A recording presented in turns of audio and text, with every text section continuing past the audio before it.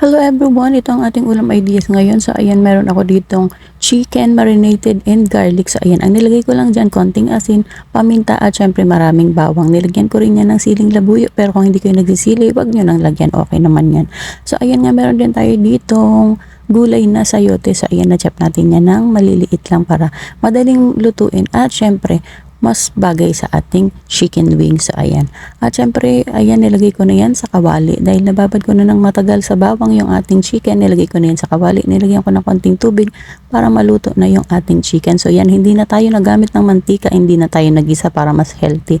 So eto na nga, ayan, kumukulo na yan. At syempre, hayaan lang natin yan dyan hanggang sa maluto yung ating chicken at talaga namang para manuot yung ating pinagbabara na bawang sa ating chicken para talaga namang malasang malasa.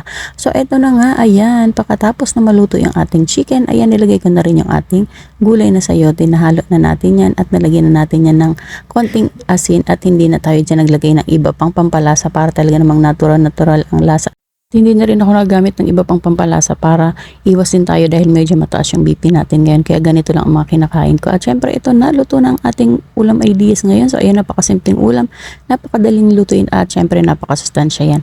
So ito ang aking on recipe, ang aking on version ng sayote with chicken garlic. So yan, napakasarap nito. Try ninyo ito, panigurado magugustuhan ninyo sa mga mahilig sa bawang at sa mga nagda-diet.